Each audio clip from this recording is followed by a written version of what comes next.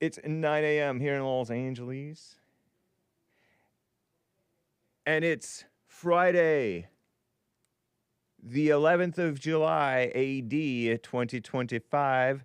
And I'm going to have a guest today, is the plan. Crishaun the Don of the Misfit Nation will be joining me.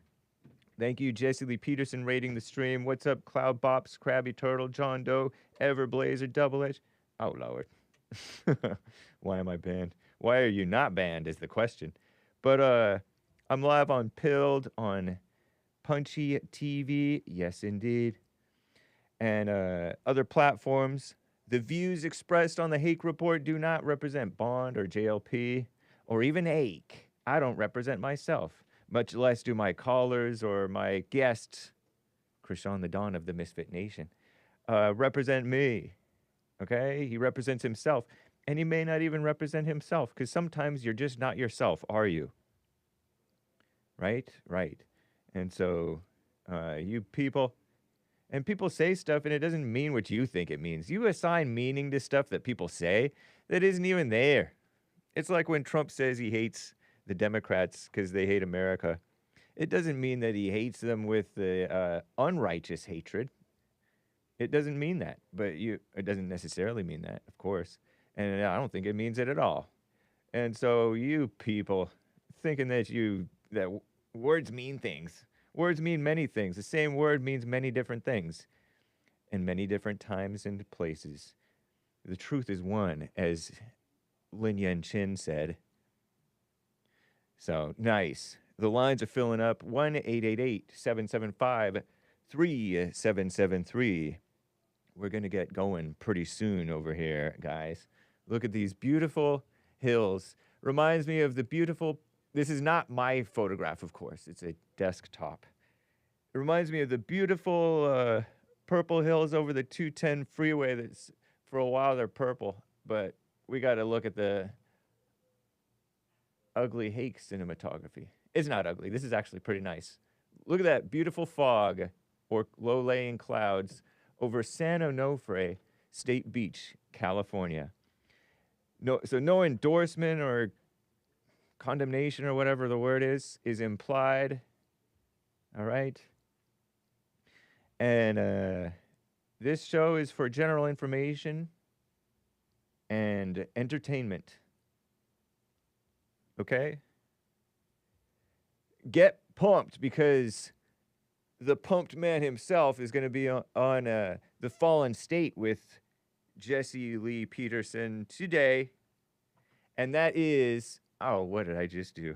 I minimize it. And that is Mike O'Hearn,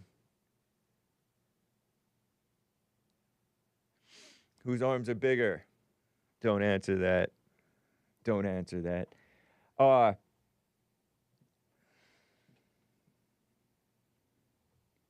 wanted to show you guys something.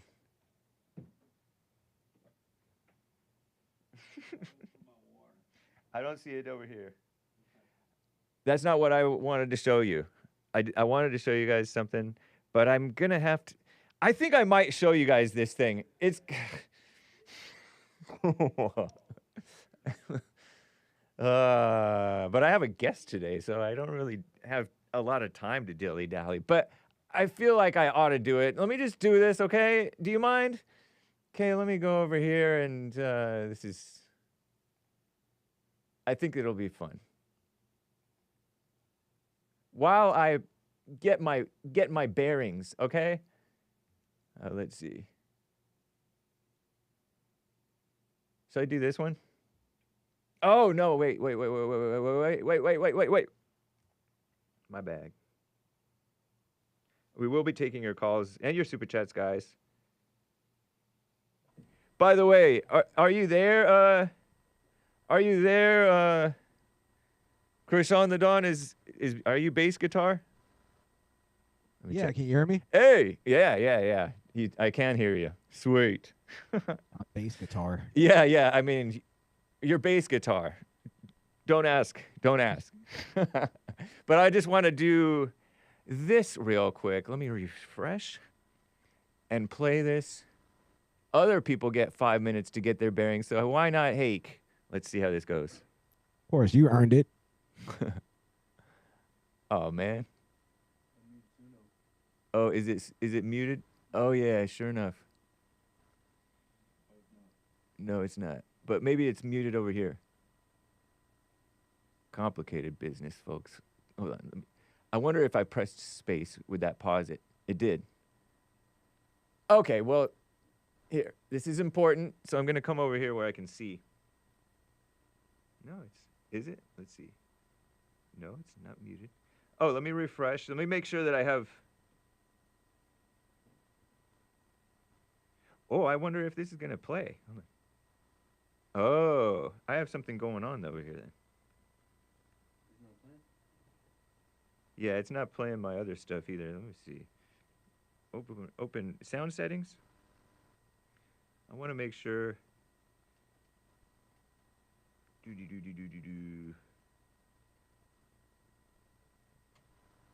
I wonder what's going on. Am I a boomer? Of course you are. I am, really. It's crazy. It's all this new tech. You know, I don't even see it coming in and out through the system here. You know, Hake, you're a good commercial for AI taking over. Yeah, true. Everything. I know. Is that right there? Oh, no. No, that's him. Yeah, this channel 15 is usually that, right? Anchor Baby's helping me out. Anchor Baby.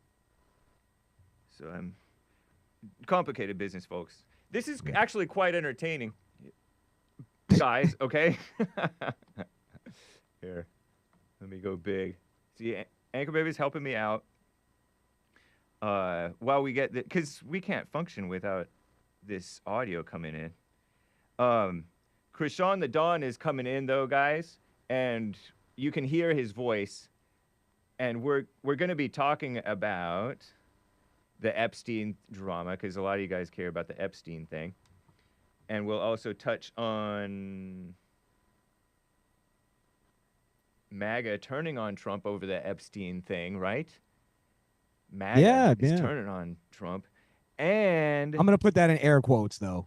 Air quotes, yeah. MAGA. Right. Yeah, because of my take on it. Yeah, that's how I feel about it, too. Okay. Yeah. And we can also talk about Diddy. Maybe. and maybe Zohran Mamdani.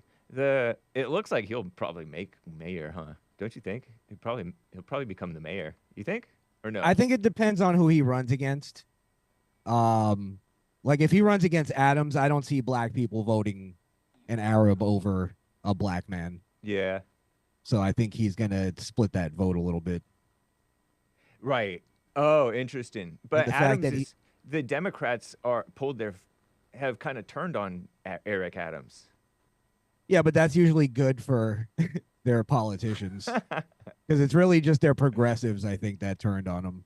Oh, I don't know if it's for sure. Like they're full on. Okay, like, well, you know, the establishment ones. Yeah, but the media is trying to call him corrupt because of whatever reason, and then they kind of turned on him because he doesn't go along with the Democrats about the immigration question, the IQ, if you will. Yeah, because he's sort of answering to his black constituency because black people aren't in favor of this mass immigration thing. That's right. Like they're in favor of what Trump's doing with the deportations. That's it's true. Just the especially those who have to deal with all these illegals.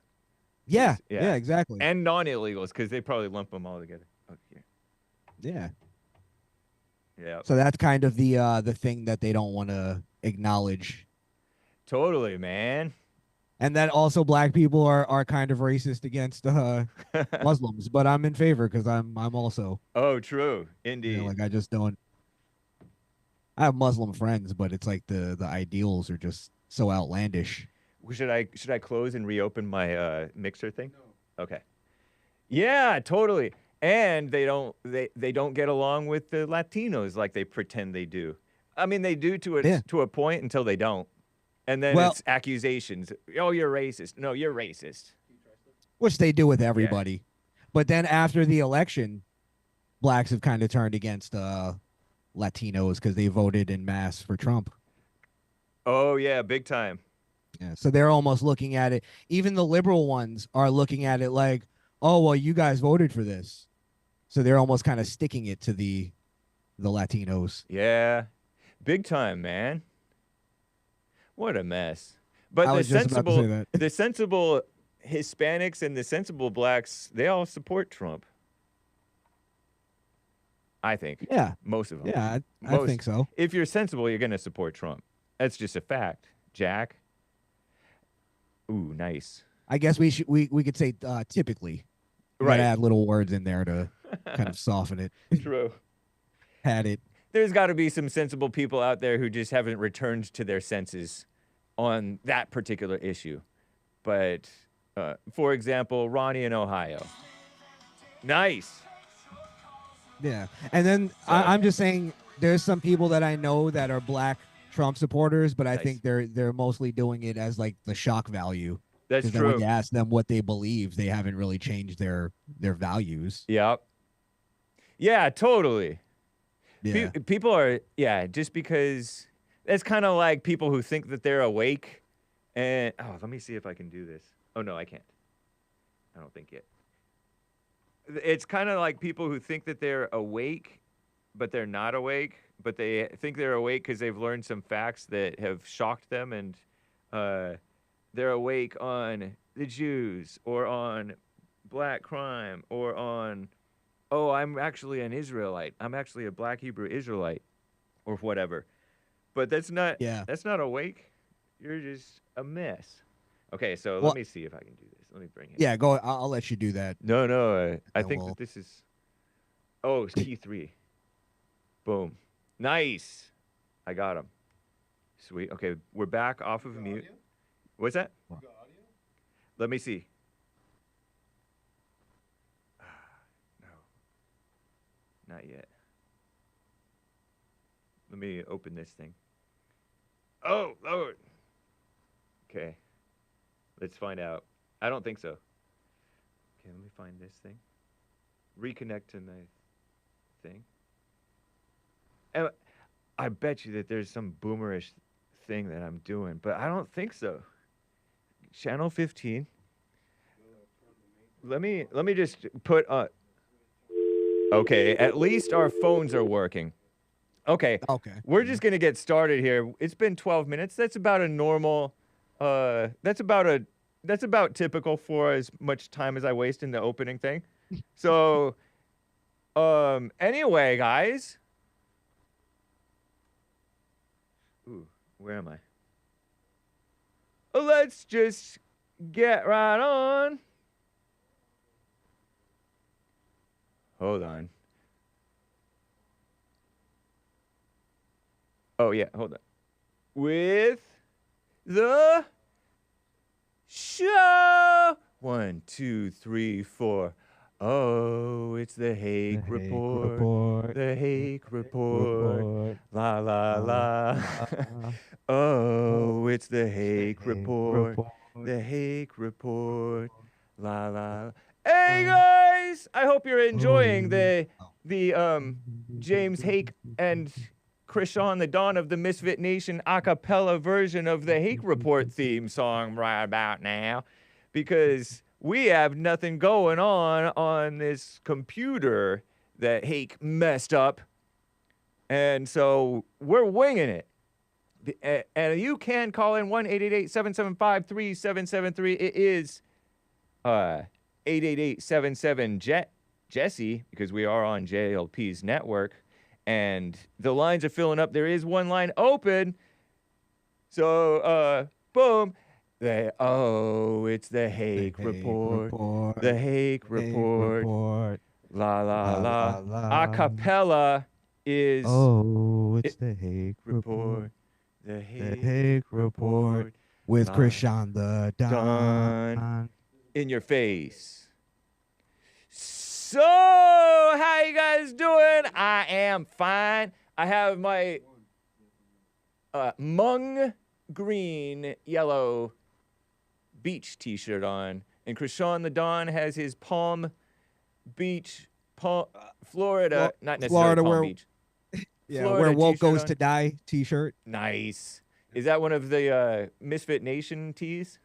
Yes, it is, and I'm in the middle of transitioning over to T Public, so I won't promote it right now. Okay. But you can get that coming soon to T Public.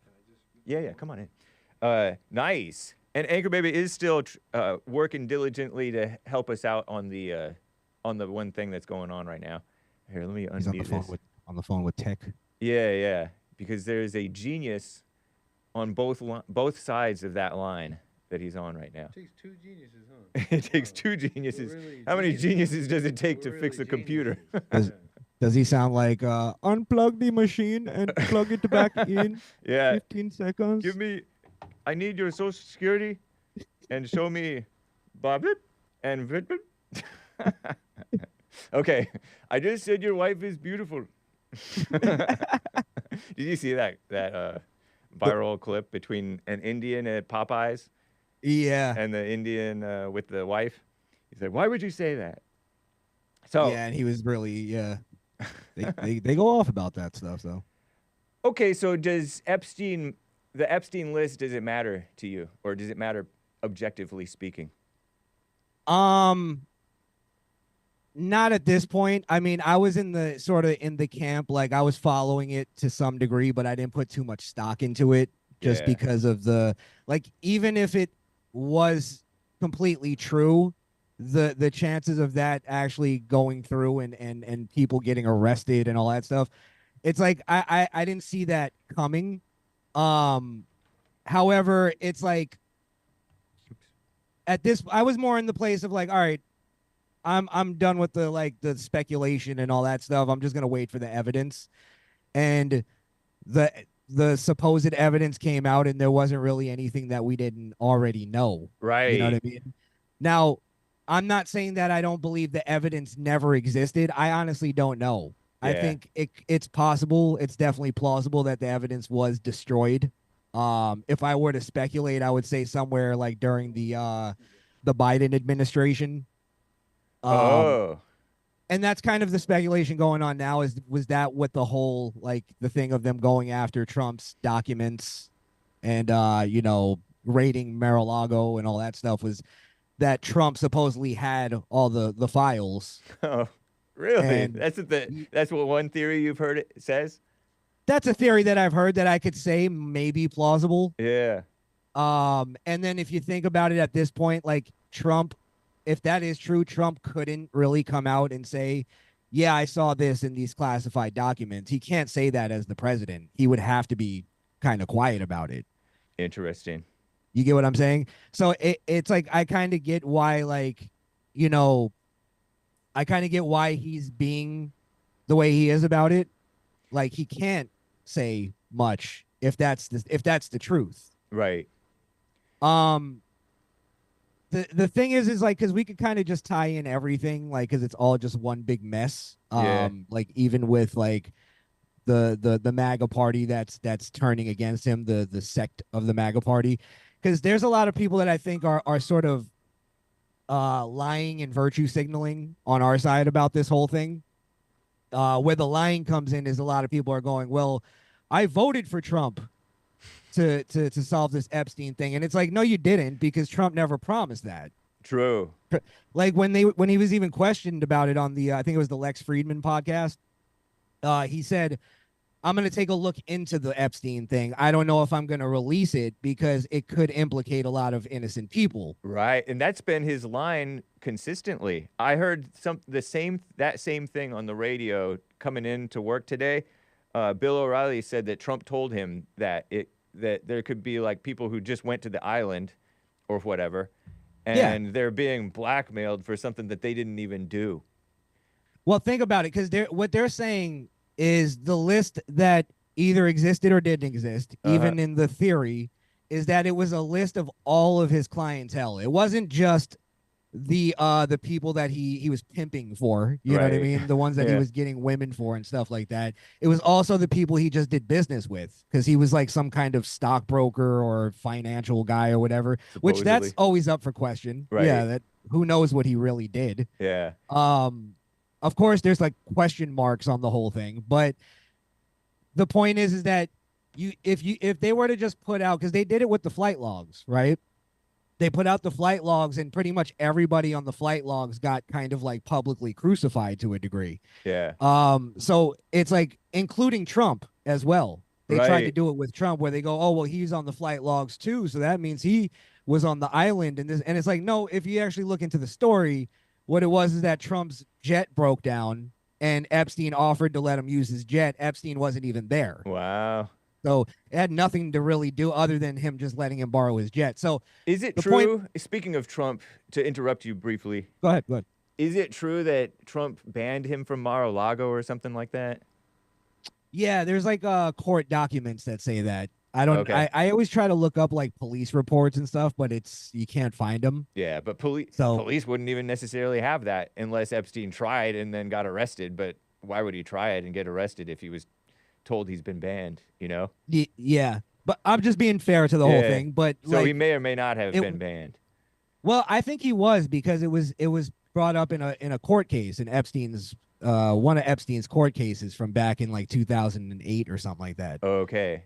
And I don't think it was ever disputed, or like there was anything that went against it. So, and that would have been because of the 2000. Was it a 2006 settlement that he did, or conviction or something that he had around that time? I don't know the exact Epstein? year, but yeah. I think it was around that time though, 2006, 2008-ish. I could see if some news came out about this guy that you were sort of friends with, you being Trump, you would disassociate yourself, or dissociate, I don't know how you pronounce it, yourself from that person and ban him from whatever. Well, the story goes that Epstein was hitting on an underage girl at Trump's at Mar-a-Lago. Oh, is that what they claim was? Yeah, and the girl complained to her father, and the father went to Trump, and it went from there. I see.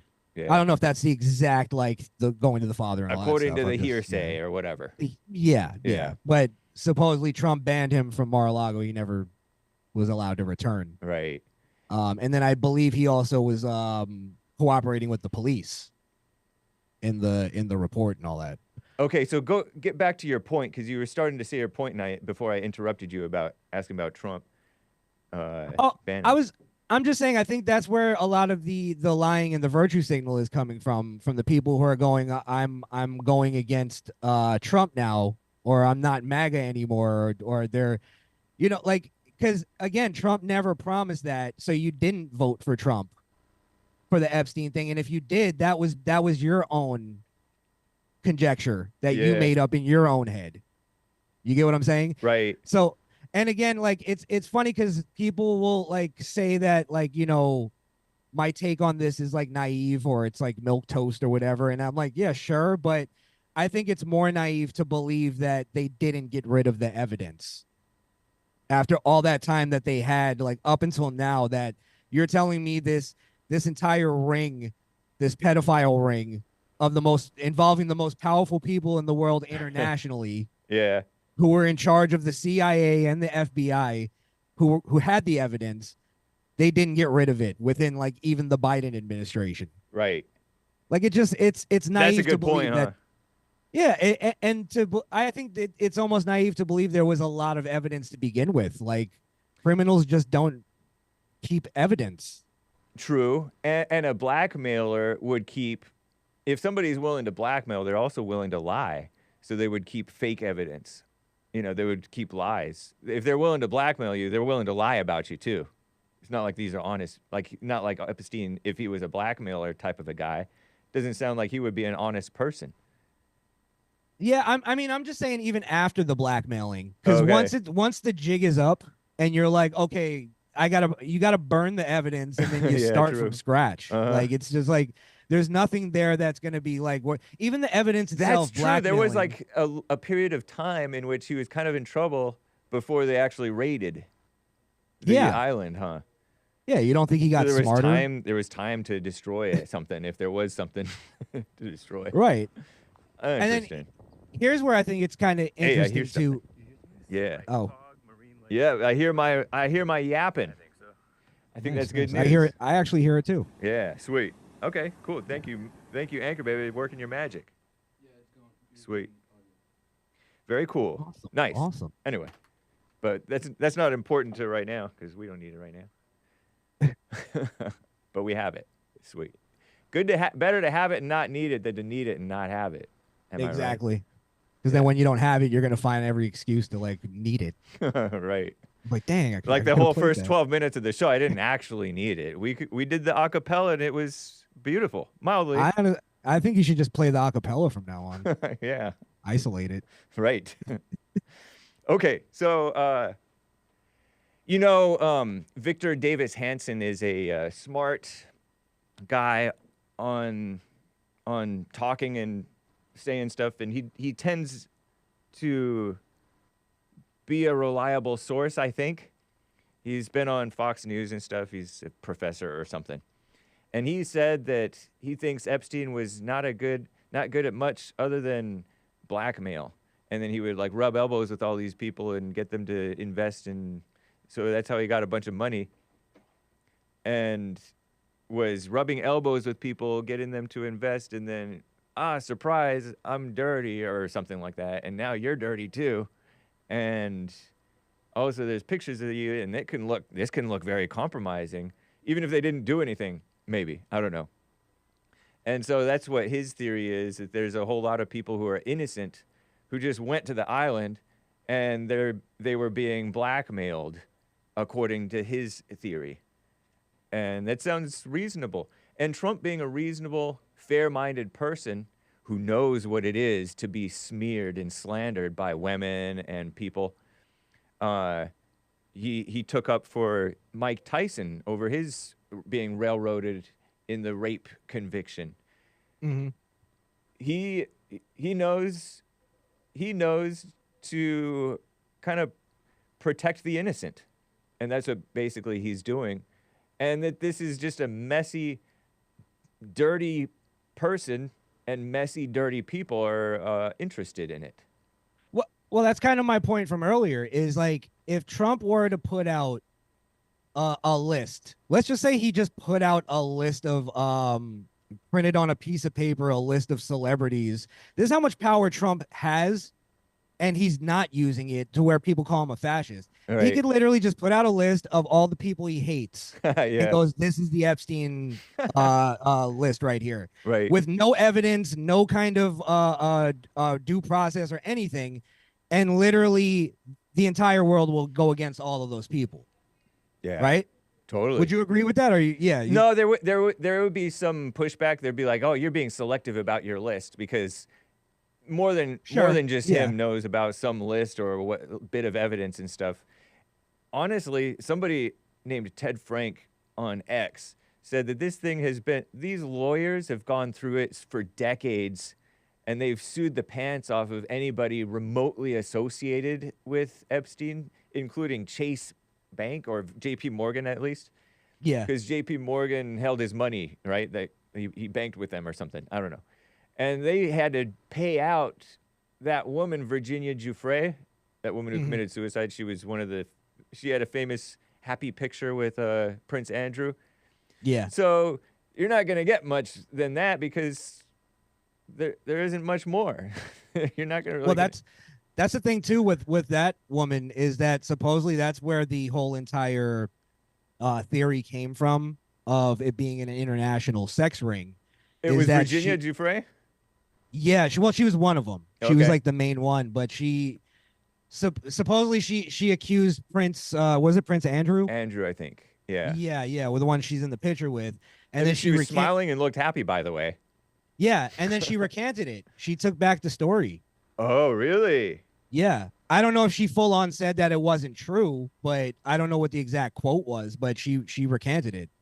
So it's almost like, again, though, my whole thing is it's all based on evidence. That's where my whole belief comes down to, is like, we can speculate all we want, but what's the evidence? And I think we're at the point in this whole Epstein thing that it's time to just show the evidence. And if there is no evidence on it, whether it have been destroyed or whatever, it's just like, like, what do you want Trump to do? First off, like, what do you want there to be done? Like, there's nothing to do here. Yeah. I'm not saying there's no corruption. We can look at that, and I think we ignore that sometimes, like all the corruption that goes into things, like all the money dealings. That might be the corruption. The funny thing too is that the thing that came out about Epstein, and this is where I think people don't want to admit, is they had that whole documentary that was the exposing the Epstein thing. And then when you watch the documentary, it was like pretty much like, I think it was like 4 16-year-olds, you know what I mean, that were like prostituting themselves. Uh-huh. And I think most people watched it and went like, okay, yeah, but what about like the real pedophilia? Right. Yeah, because 16-year-olds are, depending on their level of development, could look really bad, or it could look like guys who are trying to bend the law and break the law. But but with like gals that look developed, you know, that type of thing. I think it's immoral. I think it's perverted. I think it's sick, the whole thing. But at the same time, like it's a weird thing for people to talk about, I guess, but it's like you have to admit that it's different from that to like if we found out he was prostituting 9-year-olds. You get what I mean? Right. It's totally different.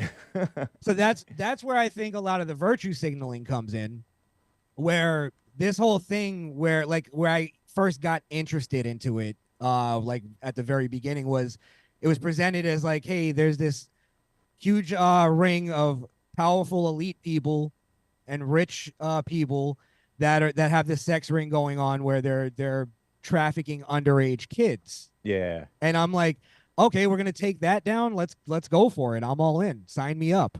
Right. And then you realize it's actually, I don't think it really is about the kids. I think that's just their virtue signal. I think it's really, to them, it's about taking down rich people. It's about taking down rich elites. Yeah. You know what I mean? And they've made up all that stuff. And then for some of them, it's about going after Israel and the Mossad.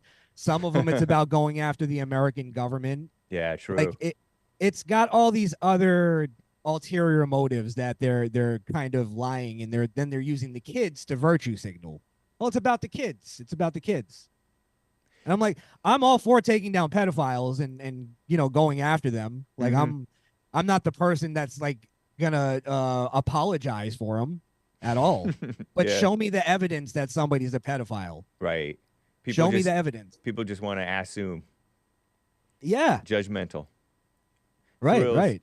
Interesting, man. And the evidence just isn't there for what they built this up to be, is all I'm saying. Yeah, and totally. then now they're lying, and a lot of them are going, you know, I'm off the MAGA train. And it's like most of them said that 2 years ago. Most of them said that during the election. And like Nick Fuentes now is like, I'm gonna burn my MAGA hat. It's like, yeah, you didn't vote for Trump. Right. You're not even MAGA. What is this like? It's a show.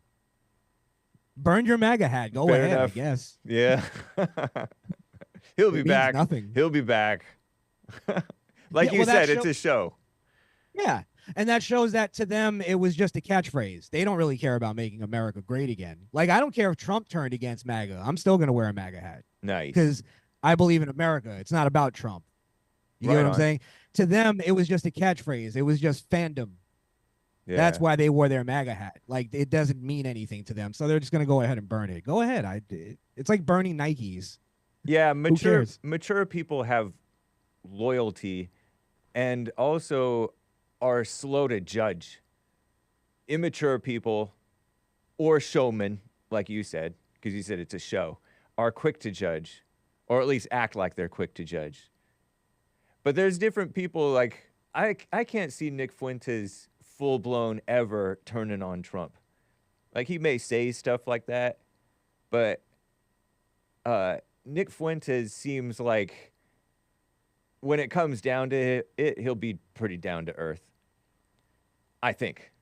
Maybe, because then that's where you get into, because look, sometimes my show is a show. Right. You get what I'm saying? And we say crazy stuff and outlandish stuff that I don't even mean. Right.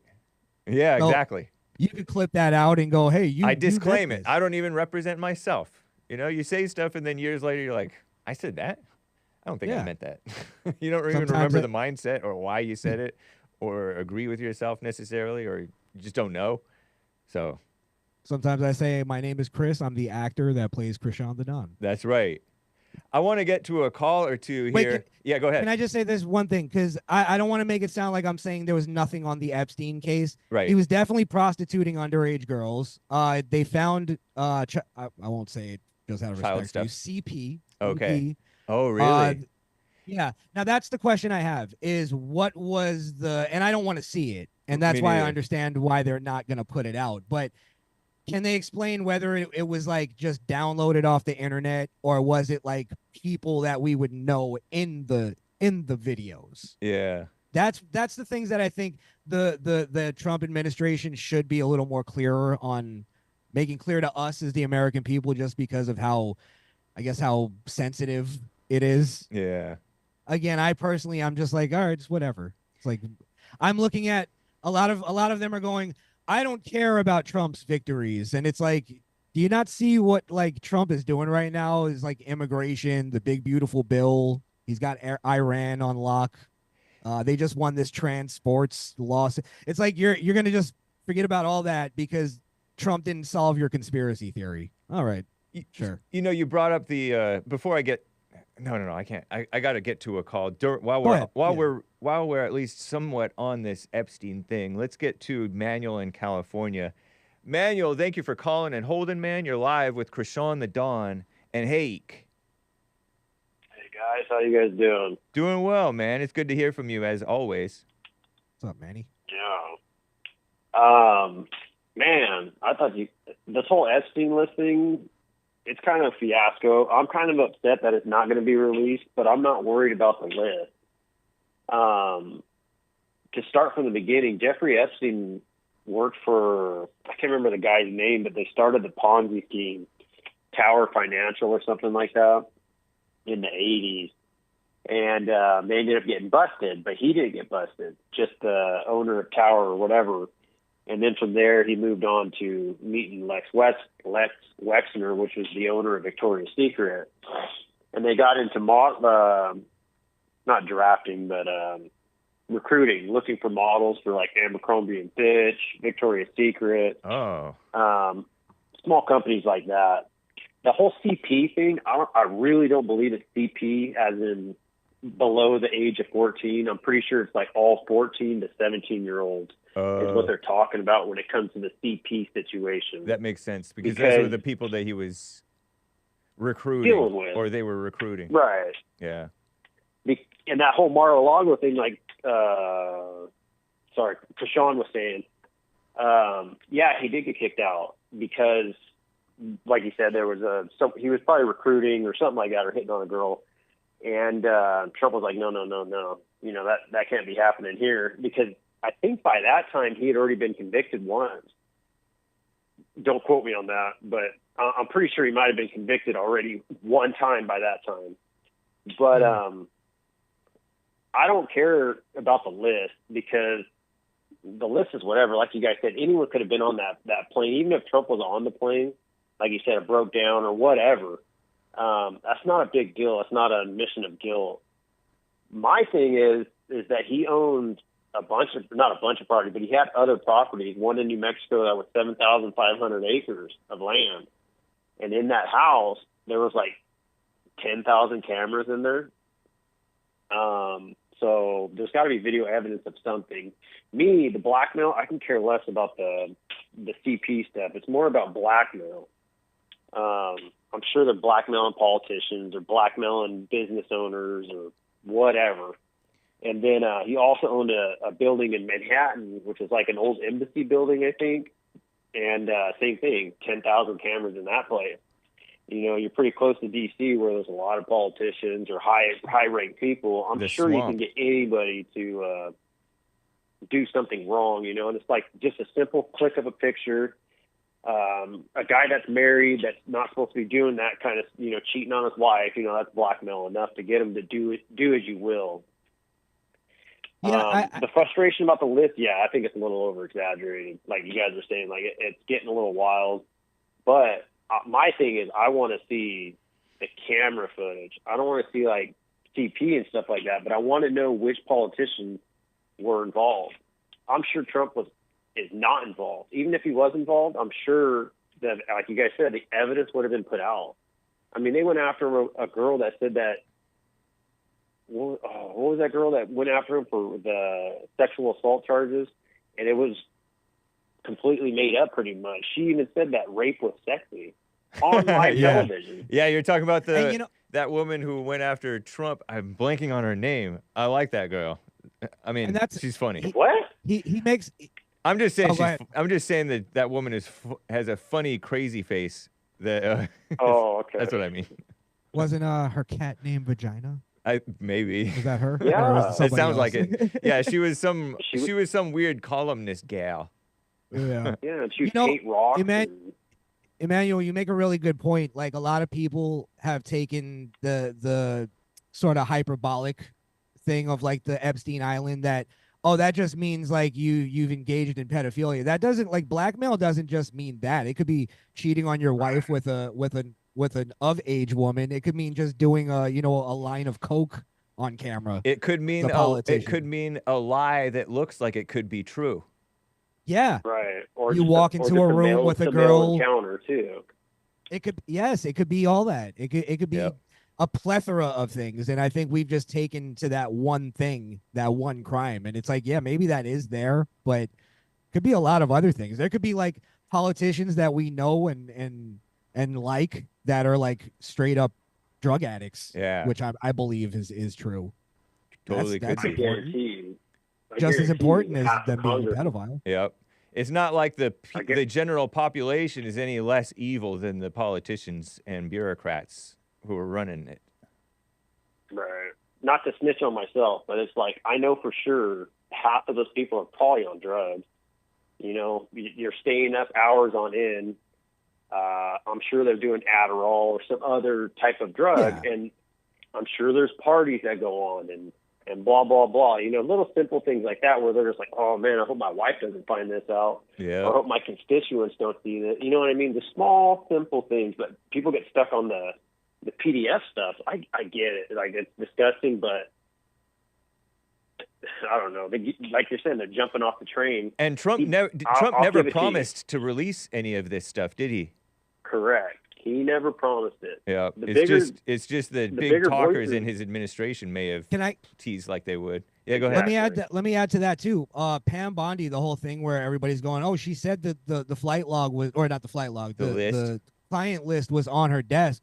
And when you watch back the actual clip they're referencing, she doesn't really say that. She goes, she had the file on her desk. The files are on my desk. The guy asked about the list, but she goes, the files are on my desk. They're ready for review. And then the guy goes, have you seen anything that's like crazy? Like, oh my God. And she goes, not yet. And that's literally the clip that they're referencing. That she promised. It's on her desk. She told us. It's like, no, you're lying. Yeah, the people who just make up stuff in their imaginations, thinking that she said something that she didn't say. That's crazy. Typical human nature. Yeah. Like the bigger voices were Cash Patel and Dan Bongino, which, you know, they were big talking it in the beginning. That's where a lot of people, even Matt Gaetz was saying it too. Remember Matt Gaetz? Matt Gaetz, he would say stuff. Right. A lot of people were. They were the bigger. Trump doesn't really, I don't think he really cares about stuff like that because he's a mature man. Bigger fish to fry. He's a mature adult, and these are a bunch of kids. They're just bigger. I think it. Yeah, right, bigger fish to fry is the right line for it. Well, like even when you talk about Dan Bongino, with real stuff. Dan Bongino, like he looked like when he answered that, he looked like he wanted to go like, I wish there was like, because I talked so much, I wish there was something there that I can give you, but that's funny. It's not there. Yeah. And that's where I think it's just like. It's become sort of like this, almost like a religious dogma. They're kind of, I think the Epstein List people are kind of like the Q people. They believe more than what's real. Yeah, and they believe in their own conjecture. Yeah, right. And they think that it's a logical conclusion, but it's not. If you stick with what you know, then you know that you don't know anything. Yeah, and then when you ask them a simple question, because I look up simple things like, okay, how was Jeffrey Epstein connected to the CIA? And it's like, well, he worked with this guy who was connected to this guy and then this guy. And it's like, can you simply explain it or no? Right. You can't. 6 degrees of separation, right? Yeah, and I'm sure there could be truth to it, but I'm connected to the king of I'm connected to Akon City. Did you know? Oh yeah, you must have made a fortune. I think the thing is that you can't be a truth teller and also be a narcissist at the same time, because at the end of the day, you're always gonna pick your own ego over the truth, and I think that's where I look at a guy like Dan Bongino, where I think he picked the truth over his own ego. Nice. Yeah. And that's where I kind of respect it more than I go, oh, I think he's part of the cover up now. All right, sure. Right. Everybody's part of the cover up. It's like, because you didn't get the answer you wanted. Right. Yeah. I felt that way too in the game. Like, it's got to be a cover up. Because, like I said, I'm not worried about the PDF thing. I'm more worried about, like, this dude had thousands of cameras in his properties. I want to know what's on those, which is none of my business. Right. That's where I get stuck up on. My point is, I think it's a cover up as well. I just don't think the Trump administration had anything to do with the cover up. Right. I think it's just right. it's Even like cover, I don't think. Oh, sorry. Go ahead. That's all I was gonna say, and I just think people are just trying to throw that on them because they didn't get the answer they wanted. Right. Well, I'm pretty sure the evidence is just gone because say that is real. All of it is real.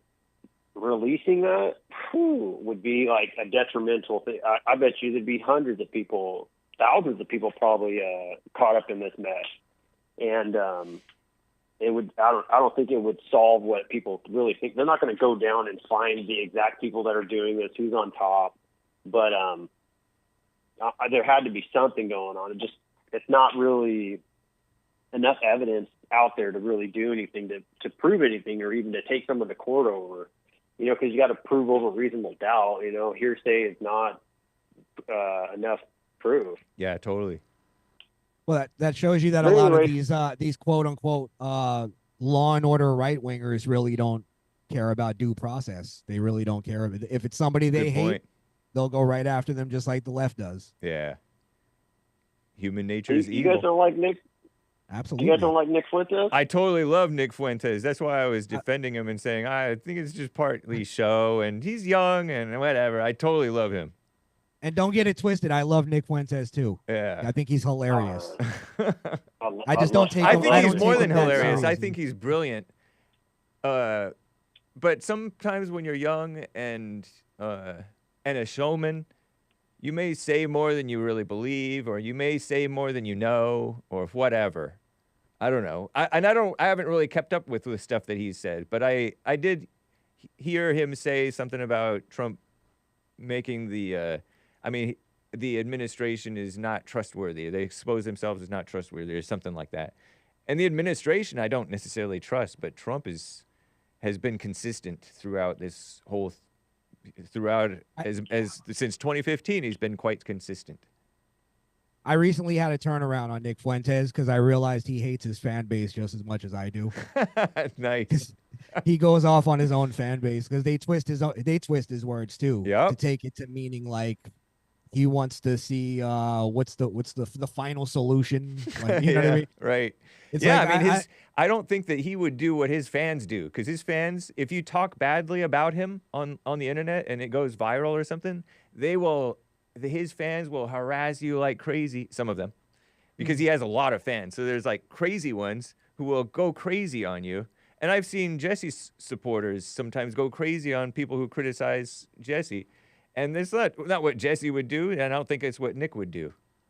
These are like... Yeah, like people will ask him, they'll send in questions and they'll go, do you think we need to have an all white this and that? And he'll go like, you're not understanding what I'm saying. And I kind of had to go like, okay, wait a minute, maybe I got Nick wrong a little bit. It's kind of like them. It's as ridiculous as them holding Alex Jones responsible for something that his listeners supposedly did, harassing the families of the victims of the Sandy Hook thing. It's like he's not responsible for what other people do. They do. It's crazy. Yeah, I think even legally, he's not. Yeah, I know. They just kind of went after him. They twisted it. Yep. Yeah, once you like Nick too, like I didn't really understand. I barely started watching like a month ago. I'd heard of him and whatever, never thought about listening to him. But then I heard him talk about sovereignty, And then that kind of like narrowed into what like, oh, I see what he's trying to get at now, where a lot of his arguments come from. He doesn't really care about like this whole, it's got to be a white race running this world or stuff like that. It's just, he's more worried about a sovereign nation with its own sovereignty, you know, instead of like having other influences of other countries. But like, we're already at a point in the U.S. I don't think that's going to happen. You can not isolate, but you can like kick out as many of those foreign countries as you want, but they're still going to want in. They're still going to want to put some type of money here in the U.S. because of the tariff situation. So you're going to have influences no matter what. Nice. Well, you got to remember Nick Fuentes is also he's a mixed breed bum just like I am. Hell yeah. Me too. And let me just say this. So is Manuel. Manuel is Portuguese and Mexican American. Beautiful. Something like that. And see, this is the funny thing where I'm seeing white people need to start appreciating us because we're the only voice that you have. We're the only chance that you have at getting your balls back. Sorry, kids. Again. Oh yeah, sorry. Earmuffs. That's pretty crazy. I thought the same thing. Like a lot of white people don't stand up, and it's going to end up being these half breeds. Right. Stick up and say stuff. Well, you stand up for white people more than you stand up for yourself. It's not a white thing to be loud and brash necessarily, but it is a Italian, Mexican, Jewish, Irish. Those are the whites or white-looking people who are loud and brash and entertaining. Irish aren't really loud; they're brash, though. Yeah, they're brash, right? Yeah. And they're entertaining and stuff. And so those are the ones with the talent to be big, loud voices and stuff. Whereas normal whites, some of them can stand up for themselves quite well, and they're honorable and all that stuff. But they're not the ones who get in trouble for saying the N-word or something like that. I don't know. They just have more self-control than that, for better or worse, I say. It's better to get along than, you know, fight. And something like the Irish, like you said, even the Mexicans, Portuguese are like wild. I don't know if you met any of them, but they're the same way, loud. Yeah. Right. Totally. So, well, you know, also I'll let you get on with it. Thanks for talking, guys. Thank you, Emmanuel. Take care. Yeah, what were you about to say? No, I was going to say, you know, what's also loud is the Jews. Right. The Jews stand up for themselves. Yeah, they're very loud. They're very gregarious, which is to say talkative, and they will make you, they can be very friendly and persuasive. Yes. Yeah, persuasive and for better or worse, shout out. Okay, let's keep it moving through these calls. I would like to get to none other than Ronnie in Ohio. Switch gears a little bit. Ronnie in Ohio, how you doing, man? Thanks for calling and holding. Ronnie. All is well. How you doing, my brother Hake? Doing well. You're live with Crishaun the Don of the Misfit Nation, and it's White History Month. Happy White History Month again, man. Yeah, happy White History Month, and what's going on with you, Crishaun the Don? How you doing? Hey, Ronnie, I'm good. How are you? Yeah, all is well. Nice. I was calling to get both of your perspectives on the big beautiful bill. If you agree with it, if you disagree with it, if you were a Congress member, would you have voted for it or against it? What are your thoughts on it? Absolutely. I think I guess you're mainly going into the sort of like the cuts, Medicaid and welfare and all that stuff, right? Because I'd be in favor of all that. Yeah, not really. Just overall. Yeah, I'm in favor of it. No tax on tips, all the tax cuts. And then I think all the cuts even to welfare and even the Medicaid thing, because the idea is that it's supposed to, they cut like the budget on it, but the idea is that it's supposed to also cut all of the fraud and the abuse of the system. So pretty much if you're able-bodied and able to go out and work, you have to work a minimum of 20 hours a week, and then you can apply for Medicaid and all that stuff. So basically it's forcing people who can go out to work to actually go out and work. So I'm in favor of that. I think that's going to be really beneficial in the long run. Right on, man. That's interesting. I hadn't heard Okay. that part. Were you asking me as well? Were you asking me as well, Ronnie? Yeah, I would vote for it because Trump is for it. Literally, that's all I care about. Trump is for it. I trust Trump overall. And That too. all the Democrats are against it. That means it's not bipartisan. That means it's not necessarily evil. Because bipartisan necessarily means evil. I've heard you say that numerous times. Yeah. I couldn't disagree with you more, but I get what you mean. One thing Crishaun didn't mention, I don't think, is increased spending on the border. Maybe he did mention it. But increased spending on the border to get the border under control. And the military, I think it's probably a good thing to build up our military. Hopefully we don't waste it and use it in wars and stuff, which overall Trump has been pretty well restrained, I think, in terms of war making, especially compared to all these others. So yeah, I think it's a good thing. There was a lot of CBO stuff about, it's increasing the deficit, and I totally like Elon. I will grant you that I suspect that Elon is partly right. Maybe he's fully right, but I think he's at least partly right about his criticisms of the bill. He said that it's undoing a lot of the work that Doge did, and I really liked that they did Doge. I wasn't expecting that. But well, that's because. But still, I would still vote for it. Yeah, what were you about to say? I was gonna say that's because it just increases spending, but it increases spending on things Trump promised to increase spending on, which is the military and the border. Right. Border security. The idea, though, is that it's supposed to work later, like in the long run, once they start weeding out all the abuse and all the fraud, that I think we're going to weed it out so much that we're going to have like a super small percentage of the population on actual welfare. That would be great. That's going to save us probably billions.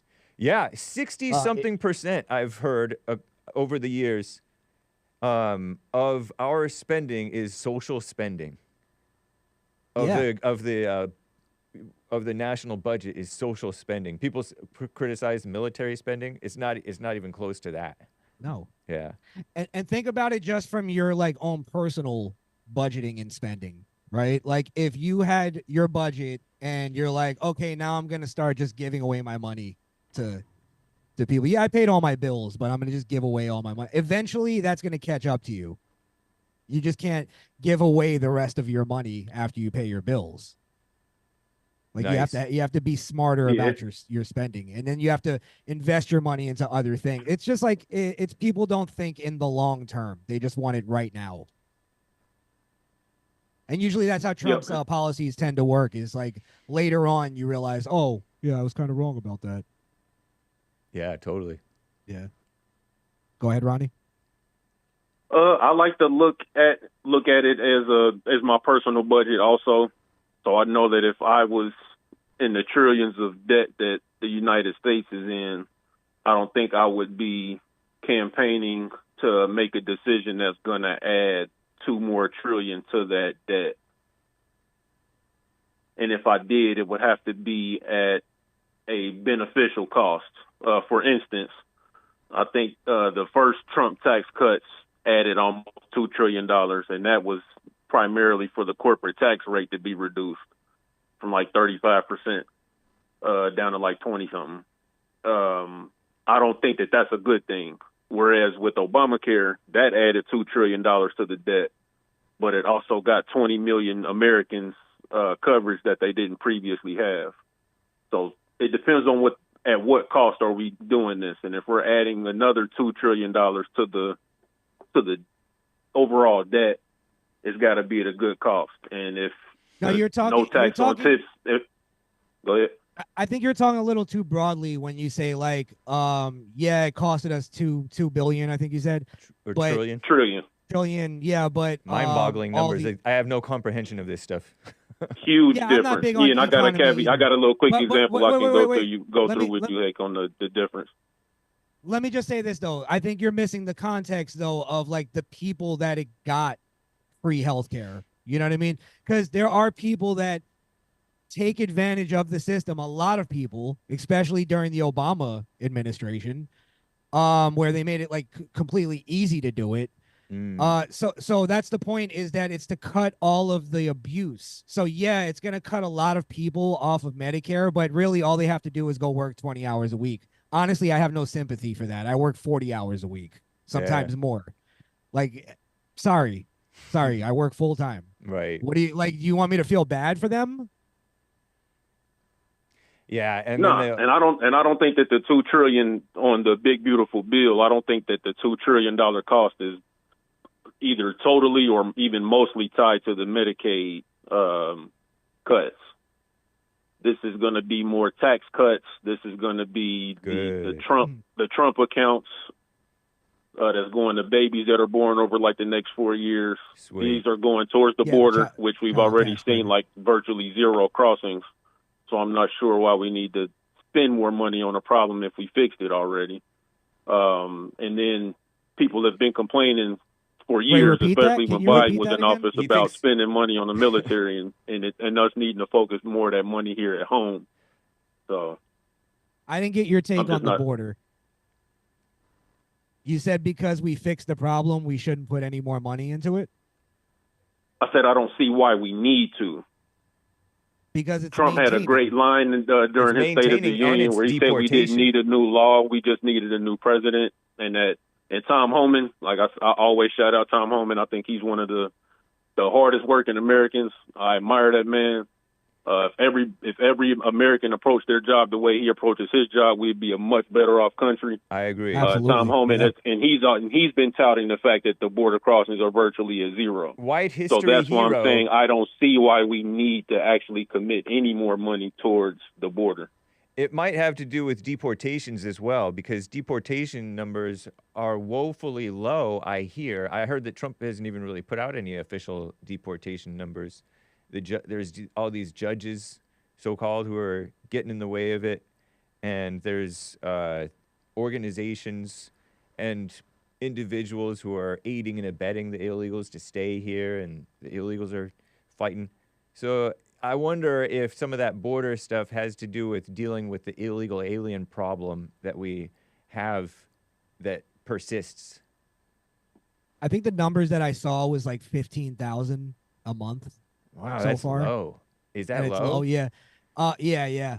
But then what I hear is pretty high right now, and I don't know for a fact if this is true, but is the self-deportations. Oh, that would be nice. Like, yeah, they're encouraging them. They're getting the app, and it'll be better for you if you self-deport. I saw it. I heard it on the radio. Some lady said it.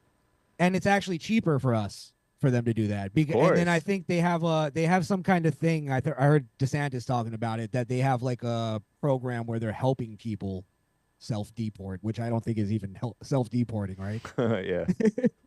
It's like more of like, hey, just turn yourself in, and I would gladly pay more now to help solve this problem for the long run. Well, the big problem is going out and finding the illegals. That's the whole, like, even the ethical argument is how do you actually go and do that without disrupting legal citizens? Mm-hmm. Like, because I could look illegal. Right, totally. If I wanted to. Interesting, man. Yeah. What percentage would you say that Americans' problems are caused by illegal immigrants? 100%? No. No, of course not. Of course not 100%. All right, we're in agreement that it's not 100. Where would you guys put it at? I couldn't even tell you. I don't care what the percentage is. Yeah, I don't think of it that way. But it's been a problem, and it's been kind of an emergency problem for decades, honestly. Yeah. It has changed things for the worse. Many of them have come here and had so-called American citizen children who are not loyal to this country, though they are quote unquote American. So it's really transformed the country in a negative way. Fundamentally transformed America. We stopped pushing for assimilation. Yeah. Like, people just came here and just That's racist. like, oh, just continue. Assimilate. Yeah. Yeah, exactly. We're a tossed salad. We're not a melting pot. Which sounds bad, but it is, because it is bad. Anyway, terrible. Yeah, I don't think it's a $2 trillion problem that they create. But Maybe more than that, honestly. It could be. Yeah. that's why I asked what percentage of all of Americans' problems would you pinpoint on illegal immigrants if you think that committing $2 trillion So to your quote argument unquote is that shipping them out. You think it's if too your expensive? Your argument- argument is that it's too expensive. I'm We're trying spending to too much. understand your perspective. So like if I'm looking at my personal budget It has cost and I'm many going to lives. add another $2 trillion to my personal budget, it should be addressing a problem that's a major problem. I mean, not it is a something major that- problem. It's contributed to the self-destruction of the country. There's also preemptive decisions that you make with your money. Like Yeah. I could get like a part on my car is going bad. I could get it fixed now. Yeah. Pay a little Spend pay a $2 little trillion money now. on that part now, or die in a car accident because that part disintegrated. You get what I'm saying? Or my whole car dies out because I Yeah. didn't take care of that I part. I 1000% agree with you guys. I think Yeah. that spending money should be it should be done in a responsible way. Nice. So if you were to say that illegal immigrants are responsible for 75% or even 50% of America's problems, then I could understand you guys supporting $2 trillion going towards fixing that quote unquote problem. The amount is kind of arbitrary to me because I don't understand those numbers. Yeah, those You are get what just I'm saying? mind-boggling huge numbers, and we've been playing with Yeah. huge numbers for Trump. I mean, Obama worsened America with an increase in 10 trillion in debt, something like that, over the course of his 8 years. And No, you're looking at that completely wrong. No. He increased the debt by 10 trillion over the course of his years in office, only to make America worse. Not one thing did he make better. Yeah. You claim that Obamacare made things better, but it didn't, and it made America more like socialist and dependent. And this is awful. Yeah, And we can disagree on whether or not think- Obamacare And was so we effective can- or so a good thing. But I don't what- even but think what we we should can't disagree. dis- I don't what even we can't care. hold on, let me get this out real quick. What we can't disagree on is that every president, at least since Reagan, has added to the debt, Right. but only 3 of them have actually reduced the deficit, which is that's important. That's significant. It's Why is not it important? significant compared to like losing your whole country, when not one of those presidents, except for Trump, really did something significant to restore the country rather than to further its self-destruction. Yeah, And that's where Ronnie, we disagree. I don't think Ronnie, that the $2 trillion that he spent to give corporations a tax cut was more important than Obama getting 20 million it's an people with incentive. medical care coverage. Yeah, we're it's an talking about. incentive for other companies to come in. So Yeah. here's the thing too, though. I think you're gonna have a hard time convincing anybody, and like that's why I say it's not even a disagree thing. It's like we're talking about border security and sovereignty of a nation. Like every country in the world that's secure has a border and has security for that border. Yeah. Like you're sitting here trying to tell us that we're wasting money on border security. That's like you're I never said that It's at ridiculous. all. So if that's you that's did. how That's you, your whole argument. I did. Without no, saying I'm so in many words, I'm in 1,000% agreement with you that we need a secure border. So if you Okay, think how that I'm much money saying do we you don't think, need a secure Ronnie, border, Ronnie, you Ronnie, didn't hear how much what I do you said. think? How much would do And you it might be spend on- because every time I try to finish speaking a statement, you interrupt. So it might be why you I haven't misinterpreted interrupted what I you was at saying. all. I let you talk throughout the when whole you- call. I'm interrupting when you you- now when because you- we're talking. When you we're when having you a conversation. when you listen to this call, you'll hear yourself doing it at least 4 or 5 times. Ronnie, how much do you think we should spend on border security? Since you're the expert, go ahead. Since we're paying Answer too much. this first. Answer this first. Is the No, border answer secure? the question. Answer the question. Is the board? I'll answer the question when we can figure out whether or not we have agreement on whether or not the border is secure. Is the border secure? Yeah, because we're putting money into it. And like you said earlier, The bill Tom just got Homan is signed the last hardest week. work. So if the You border just was said, secure, you just said a minute the ago. border Let me was finish. You're interrupting me now, Ronnie. Don't be a Go ahead. hypocrite. You just said earlier, Tom Homan is the hardest working man in America. I agree with you. yes, Okay. and the border secure. I think he's at least working on it. He's getting it secure. Right. So what I said was I don't see why we need to spend another $2 trillion for fixing the border if it's already fixed. I didn't say that we don't need to. I didn't say it's a waste of money, and I didn't say the border shouldn't be secure. What I said was I don't see why we need to commit $2 trillion to it. And Okay, you guys then done a back you to guys my have done a poor question. job of showing How me why much- we need to spend $2 How trillion much on that. money? Maybe how you're much doing money? just a poor job of seeing because How much money he do you admitted think we should? he doesn't That's see. why I'm asking 2 people to help me see it, and y'all are doing a poor job of it. No, but you're judging. You're No, not your seeing. purpose- You're judging. You're blissfully ignorant. Yeah. Yeah, you're purposely trying not to see he the thinks problem. he thinks Obama's good and Trump is bad. Yeah. And Wrong. he doesn't think we should secure the border. You're just trying to beat around the bush. Wrong. One is wrong and one is asinine. No, you Then think make it Obama's clear what good you and Trump is believe. bad. Make it And clear. that's where you're wrong. I don't think that Obama's good and Trump is bad. Yeah, you think Obama was one of the best presidents and Trump is one of the worst. That's incorrect. Oh, you don't I don't know how think many you don't times I think have to Obama? tell you that that's You wrong. don't think Obama was one of the best presidents, and you don't think Trump was one of the worst. Obama This is was one of the empty best, criticism. and Trump This is is empty at the criticism. and Trump is in the first year of a 4-year term, so we can't. The jury's still out on this. But you think can't Trump's say whether or first? not he You was- think Trump's we first term was can't- one of the hold on, worst? We can't say that whether or not he's the best or the worst. You if think he's Trump's not- first if term he's was not one of the even done worst? with year 5. That's Okay, not let fair. me ask you a You question. thought Ronnie. Trump's first term Let the was guy one of the finish worst. his True or presidency out, false? and then we can evaluate it. Say that again? Be honest, Ronnie. You thought Trump's first term was one of the worst. No, I said he had 3 great years, and then the economy crashed, and he was COVID, partly to blame for that. All right, thank you, Ronnie. I gotta go. Sounds good. Y'all take care. All right. You guys are doing a poor job of it. You didn't hear about the self-destruction of the country. You just completely ignored it. Yeah, but the thing is he's the one making the claim, and then he's going, "You guys didn't prove my claim wrong." And it's like, you're supposed to prove your claim right, and you haven't even done, explain why we shouldn't put money into the border. You're claiming we're putting too much.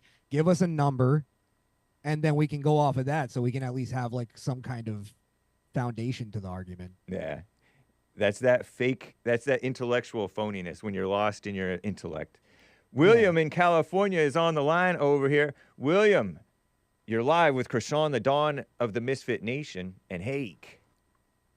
Excuse me while I kiss the sky. Nice. Crishaun, how you doing? What's up, Will?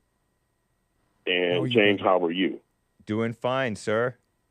Happy White History Month. And can I give you my contribution real quick? Yes, please.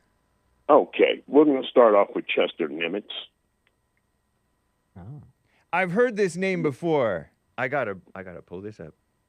I think I probably heard it from you. Supposed to know this. Jesus. By the way, that's got to be the whitest name I've ever heard. Kind of responsible for you to be living like you are now? Really, James? Admiral Chester W. Nimitz. What was he in charge of? 1885 to 1966. He died in San Francisco, yeah. Oh, pardon me. Why did I do that? Mm-hmm. Yeah, okay, look here. He was in charge of the Navy. The U.S. Navy played a major role in naval history. World War II as commander-in-chief of the U.S. Pacific Fleet and Pacific Ocean areas. Commanded Allied air, land, and sea forces during World War II. Wow. He was in charge of the Texan. Pacific Fleet. Okay. All right. You believe me, you should be knowing this because you really wouldn't want Hitler and the Imperial Japanese to be running today's world. So you should be knowing that.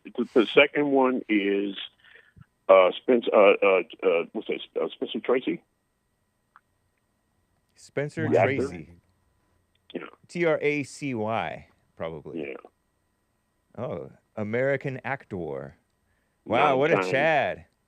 9-time nominee of the Academy Awards. And I'll give you my last one after you look for him and see what he's done. I think he even had a relationship with Katharine Hepburn, the great Katharine Hepburn.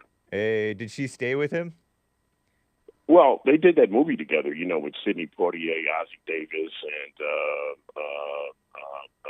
Katharine Hepburn. And They did that movie. Guess Who's Coming to Dinner? So wow, that's a classic. I don't know it, but it's a I know it's a classic. Yeah, Katharine she was sick and shaking during her script, and they kept it. They kept it in there. When she got nervous and was talking about her daughter dating a black man, telling the white father Spencer Tracy to have some compassion. This is who she loves. Spencer, and the man villain was, of course, Sidney Poitier, who was black. Yeah. So powerful movie. Powerful movie. Nice. My third one will be John Wooden. Hey, I've heard of that guy. Coach of UCLA Bruins, born in Indiana. Wow, look at that face. That is a dignified white man face. He's the best. 10-time national champion, UCLA Bruins. Right on. Coach, back when the everybody. Bruins, back when UCLA was honorable. No, man, I think they took maybe 8 in a row. I don't know. They had one hell of a run. Yeah. Lou Alcindor, Bill Walton, Kiki Vandeweghe, George Foster. They had a hell of a basketball program. So that's my contribution to White History Month. The Wizard of Westwood. Wizard of Westwood, correct. Wow. Over there at Poly Pavilion. Yeah. That's awesome, man. Thank you for your contributions to White History Month. Welcome. You're welcome. The Epstein thing on your subject matter, it's one of those don't care, because usually real men handle things straight up. It never really made it to the tabloids that much. He addressed him at Mar-a-Lago. He addressed him on the spot with that, and he was told that you are no longer worried, you are no longer welcome at any Trump properties. Yeah. And it was addressed very directly, but if you notice, it wasn't any big press about it. So I guess Trump, real men kind of don't go on speculation, your word against mine, that kind of thing. But Epstein was addressed by Trump immediately.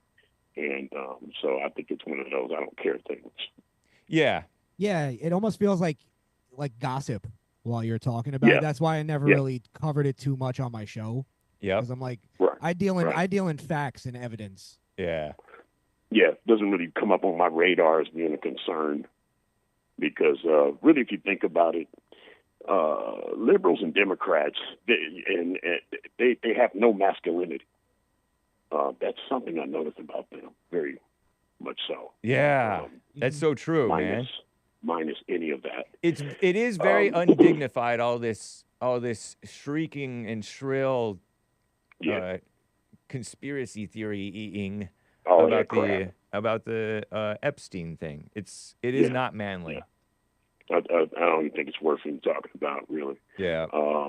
Something that is worth talking about, I was on my way to the farm yesterday, listened to your show yesterday, and yes, Trump did shut the country down for 15 days, but your caller forgot something.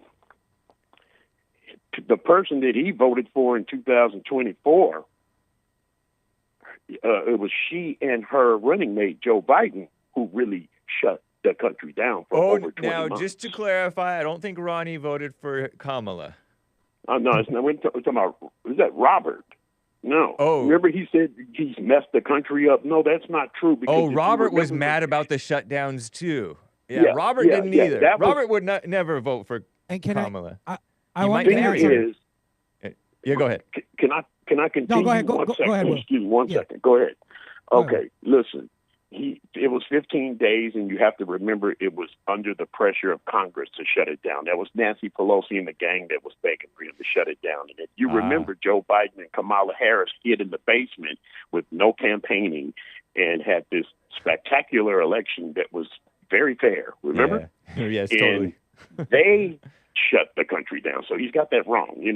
And that's why I said masculinity and liberal and Democrats. You never were a Trump supporter if you voted for Kamala Harris once. That's what I got to say about that. So that's out the window. I did also want to add to that they also forgot in the conversation that after, I think, the 15 days, Trump turned it over to the states, and every state governor was able to make their own decision. And who stayed open the longest was California. Yeah. Well, I think you stayed closed, right? And Trump was gone by the time the country was shut down for that. I don't know, what was it, 20 or 24 months? It was just, everything was bad. That was actually Kamala and Biden that did that. Trump did it for 15 days, then he went on the campaign trail and lost. Remember? Yeah. 15 days under the pressure of the Congress and Nancy Pelosi and all of them. Remember that? Yeah, and really under the pressure of the Democrats. They were the party that was pushing for all of it. Because they had Congress at the time. Yeah. They had the House of Representatives at the time. So, And another one, James, didn't I tell you 3 weeks ago we are not going to war with Iran? Why are you discussing that yesterday? You know what? Isn't it interesting how Iran just crazy, went away? Man, all these theories and now it's everything. Epstein, Iran went away and then because they're Epstein's going to go away, and then it'll be something else. The laser Iran pointer. Is very unstable. Yep. And by the way, everything that we pay attention to, everything we pay attention to is a distraction from something else. It totally is. I It's a think distraction so. from I your think own so. self, honestly. You know, we're not going to war with Russia. We're not going to war with China. And the only countries that are responsible for a nuclear war is the United States, Russia, China, India, Pakistan, Great Britain, and France, and North Korea. Neither one of these countries want to go to nuclear war, and that's why Iran is very unstable right now. And ain't nobody going in those holes where those bombs went anytime soon. So we're not going to war. Why are we discussing that yesterday? I don't know. Well, it's but a lot of people go with these conspiracy things, man. Yeah, totally. They try to predict the future, and they don't know. Nobody knows the future. You can say, "Oh, I can see it coming. I can see it coming," and Crishaun, it may or may not ever happen. Crishaun, what's your take? What's your take? Oh, and by the way, Obamacare, Ronnie, is the worst health care plan ever and not affordable. And when it's not affordable, the bottom tier people that can't really pay for it, they're on EBT cards and Section 8 rent and everything, they end up getting out of it and the taxpayer pays it. So it is not a good health care plan. And the only reason Trump didn't get rid of it the first time, it was the House of Representatives in his first term. It stopped.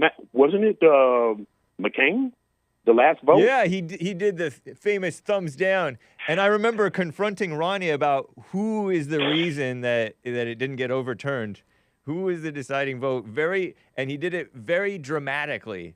He went like this, and he went, poof, and everybody was like, "Oh!" And it was viral. Yeah. He made a big show of, Crishaun? and he would say, I will not talk negatively about that war hero." He didn't call him a war hero that I remember. What do you think about that Obamacare? Because, yes, he needs to give Tom Homan even more money. I said they took that money. See, it's offset money.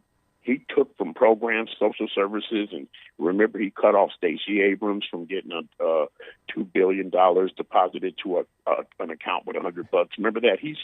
They're just mad because they're going through the school system, the education system, and all of these different colleges that are anti-America, and he's taking from one and putting it somewhere else. And yes, I think he should definitely spend on the military because recruiting is up high.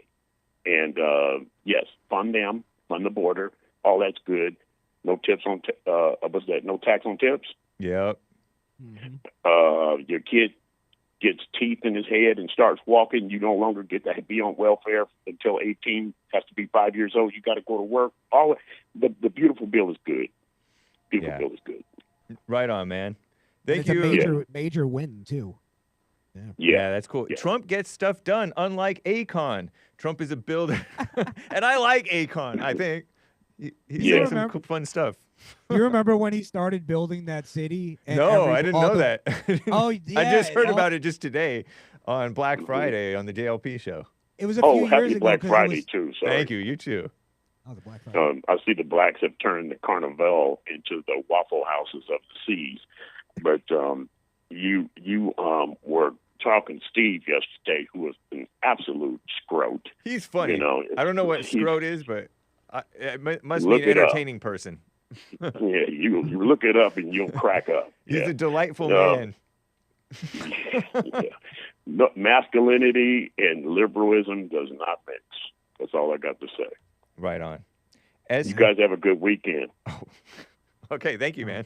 Don't tell me to look up scrote. Everybody, tune into Crishaun's show. Can I tell everybody? Yeah, everybody please. Crishaun has a show. Everybody, you should tune in on it. It's a really good show and everything. I think you'll enjoy it. It's not the same as Hake, but it's just as good. It's good. Thank you, man. Good company. Thank you. All right, take care. All right. Yeah, that's on Rumble. The Misfit Nation. The Misfit Nation. On Rumble user, The Misfit Nation. You can edit each of those videos and switch it to be the Misfit Nation channel, and then it will appear on both the user and the channel, just if you're interested in going through all that. Yeah, I noticed that. Yeah, so, it's just a drop down. And I've been trying to get it can be switched into later. Rumble. Yeah, it's cool. Yeah. And you're also on Podbean, the Misfit Nation on Podbean, which is also on Apple Podcasts and Spotify. So there's no excuse to miss it. And I think the Misfit Nation podcast is also on YouTube. I saw your most recent episode, I think, is there on that YouTube channel. Yeah, I did more of a debate on that. Maybe I'll just kind of use that for debating or whatever. But right on, yeah, man. I don't know. I'm still trying to figure out what I'm going to use YouTube for. Cool, man. But, yeah. Okay, yeah. So it is. What were you about to say about Akon City, or Akon? Oh, when he started building it, because we covered it on my show, that was one of those things that black people were like celebrating, where they were like, "We moving to Africa, dude. We building Wakanda." Right? Yeah. So they were like going off about how, because you know who funded that city, right? No. It was China. Really? So, yeah. So I remember at the time, everybody was going like, China's not gonna like build Wakanda. Trust me. Like, we were all going, it's gonna be garbage, and then it's not gonna be at least what they said it's gonna be. And yeah. Look what it is now. They built one building and then abandoned it. But they're going to do something more realistic, I think. And I'm not trying to clown Akon, although it is funny and it is a little bit clowning. But I think sometimes your vision is different from reality. He did not grow up a builder like Trump. His father was not a builder like Trump that I know of. I don't know anything really about Akon except for he did a couple of good songs that I think I have on my Apple. Good musician. Yeah. Yeah. Senegalese American, born in like St. Louis or somewhere. Akon. Akon. Yeah, go ahead. I criticize him just because at the time he was encouraging black Americans to actually go work with China. To build in Africa. Yeah. He was like, it was a really like anti-American kind of like campaign he went on. So I think it's one of those things. Yeah, it's one of those things. It's like you could have done it yourself. Why do you have to tear down to build yourself up? That's right. Yeah, and people don't know that building for the good of building, just period, is supposed to be and often is for everybody's benefit. I mean, especially Trump's thing. I'm not sure about the tearing down and the building of these high rises across California and everywhere else to build this Section 8 stuff. That's government funded. That's not necessarily a good thing. But yeah, people think, oh, the rich want the poor down. No, the rich would prefer that the poor buck up and get rich too. That's why there's so many of them trying to help you with advice and stuff. What a mess. And most of them just don't want to give you free money. And it's like, I get that. I get it. Yeah. I'll go out and work for it. It's like Mamdani in New York. He wants to build projects again. That's right. That's his big answer to everything. And he wants a government grocery store, something like that. A city-owned grocery store. He's literally a communist. Yeah. That's not even hyperbole. He wants to, he's saying it out loud too. He wants to redistribute with wealth and seize land for the government to build project buildings. Zohran Mamdani. Do you predict that he will win? I mean, we talked about this earlier because you think that the blacks might go with the other guy who's running the show now, Adams. Yeah, I think it's definitely one of those lesser of two evils kind of election. Yeah. But honestly, you know what I think should happen is I think before the election is even done, I think Trump should just deport Mamdani. You think he could? I love that he's talking about that. Really? Yeah. Is he an anchor baby? Legally. Yes, he was born in Uganda. Oh, really? I believe. Yeah, he's not natural born American citizen. And here's the other thing is he actually has like legit ties to communist parties. You know what I mean? Yeah. So you can actually be deported for that legally. That's like one of those old rules. Yeah. So the fact that he's also saying that if he becomes mayor, he's gonna ignore Trump's orders to have ICE arrest illegal immigrants. Right, and would he try to interfere with ICE or just not cooperate like these other Democrats are doing? pretty much what the other Democrats are doing. Yeah. Yeah. So I'm just saying, I think he's admitting that if he wins, he's going to break the law. And he also has ties to communism. Yeah. I mean, like, I'm not going to fall for this. Just listen to how he talks. But you're right.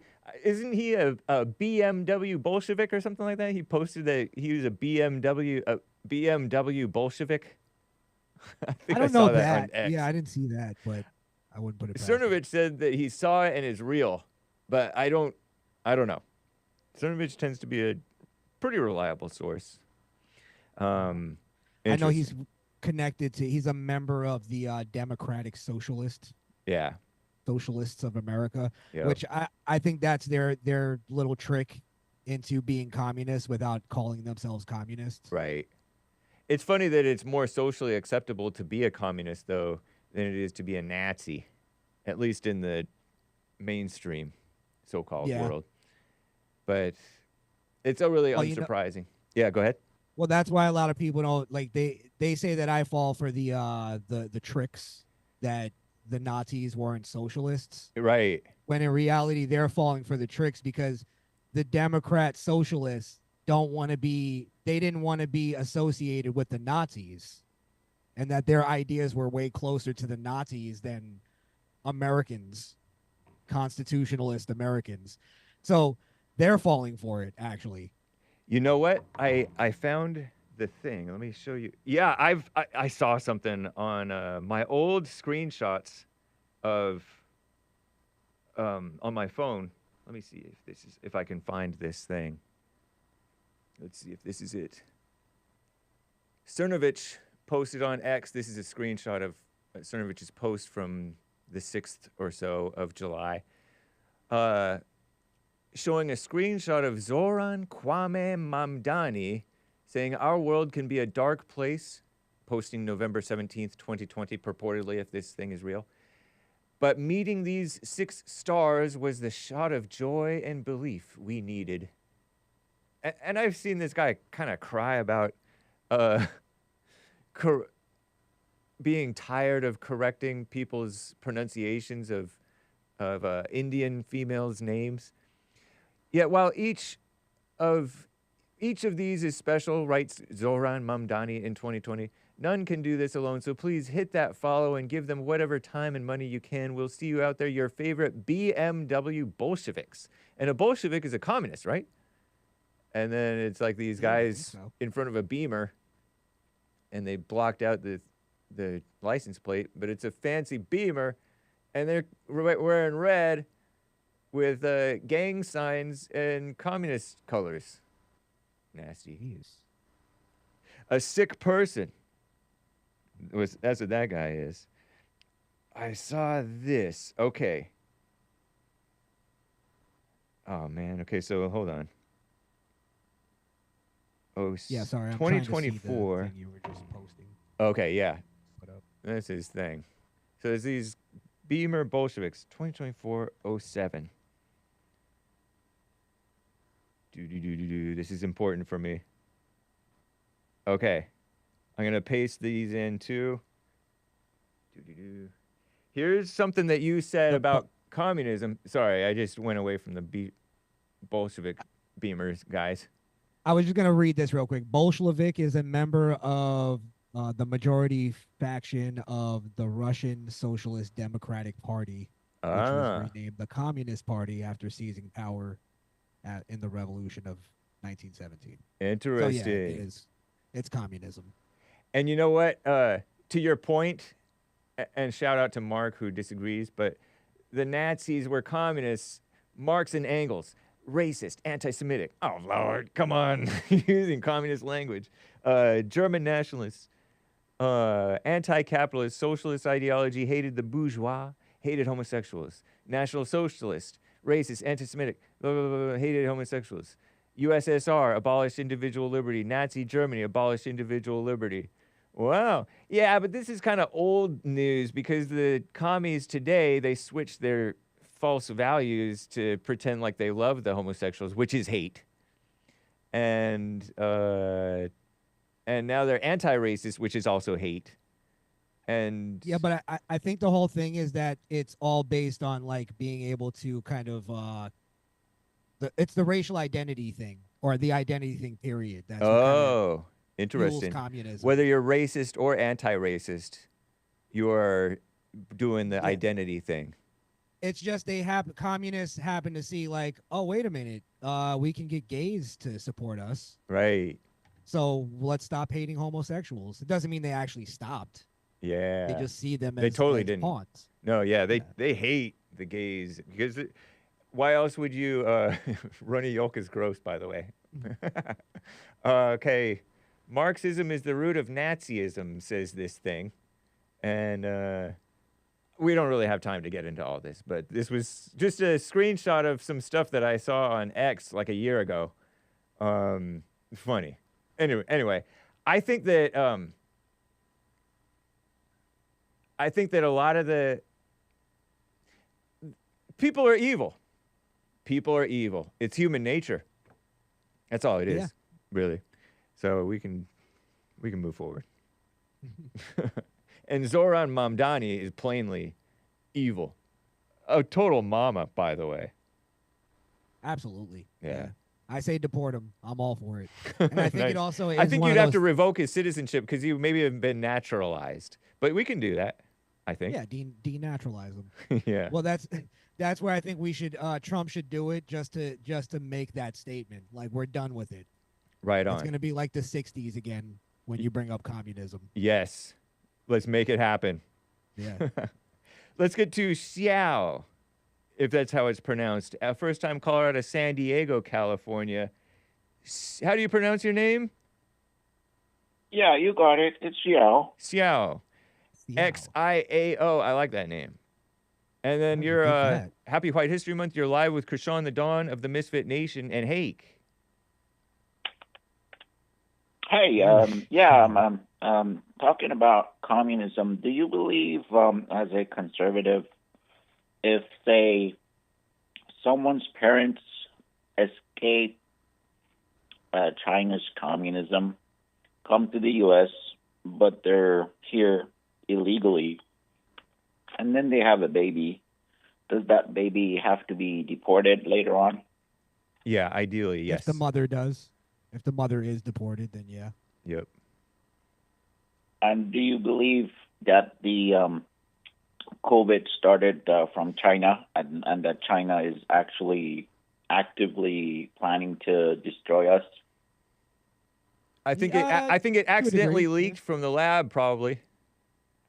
Or it The may lab have leak been for sure. it may have been the wet market. I don't know. I don't care. Whatever. But I think it was probably the lab. But I don't know. And then yeah, China doesn't love us, but they're using us, and they're using us. They're sending their people over here, buying up our land with cash. They're using us. brainwashing us. They with copy social us. media. They manufacture our stuff, and then they violate our intellectual property copyright laws, as if they have to adhere to them. That's why we should bring back manufacturing away from China, because they Yeah. copy our Okay, stuff. no. They're copycats. Shout out. Oh yeah, there's They even lots copied of off of my work.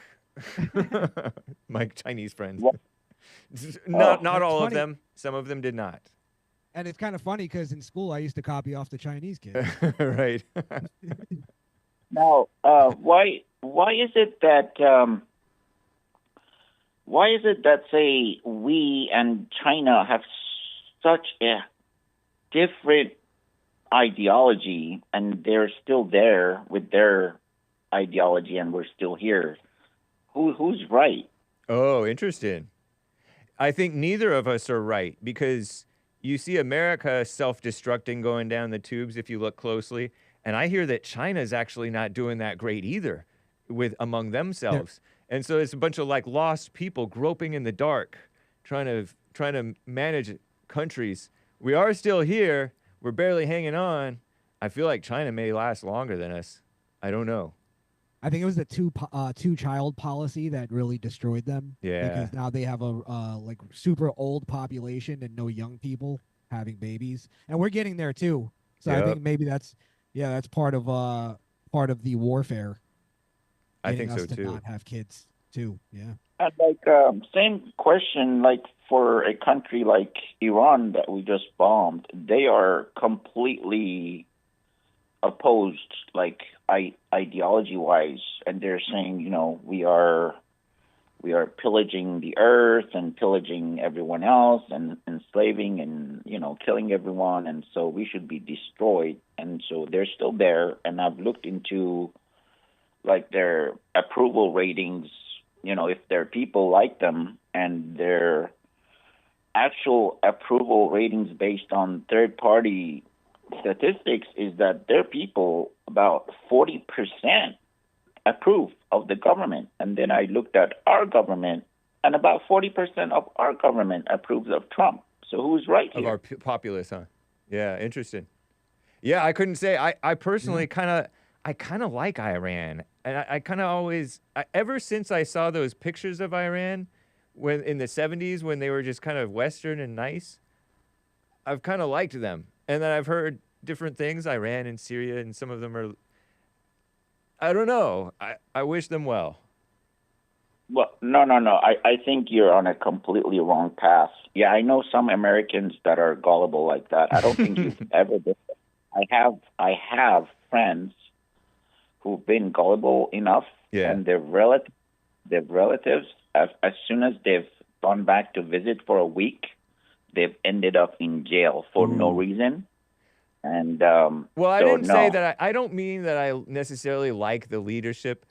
I think the Khamenei guy is a little bit funny because he tries to kiss up to feminism a little bit, and I don't know. There's a lot of, it's just a whole bunch of evil people over there, just like anywhere else. Yeah. So when you're saying like Iran looks good and it was nice in '70s, I mean the landscape and nature and the culture, all that. But no, as soon as you step in there, the government is controlling everything. So that's not right. That's too much. That's why even no. But I sympathize with Iran's leadership because they have a woman feminist problem too. Those women who are protesting in Iran, taking off their hijabs and stuff, and getting up on their high horse. I don't know. They don't know what to do with them, and we don't know what to do with ours. And we're kissing up, and they're trying to put them down, and neither of us is right. Well, it's almost like the thing too of like Iran looking nice. It's like a lot of like countries run by dictators can look nice. Yeah, they fix up the city when the people come in. I heard that they cleaned up Portland. They got rid of the homeless when somebody came over there or something like that. It was Xi Jinping. Okay. Well, that was San Francisco, but there was something. Terry over there, she's from Portland. Portland. Yeah, said that they cleaned up the homeless for something.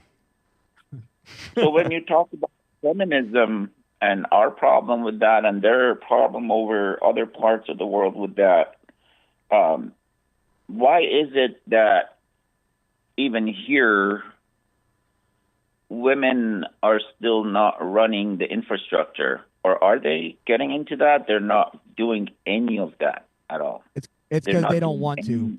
Infrastructure. They stay away of responsibility, but they want all the benefits. Why is that? Yes. It's because women don't like making decisions.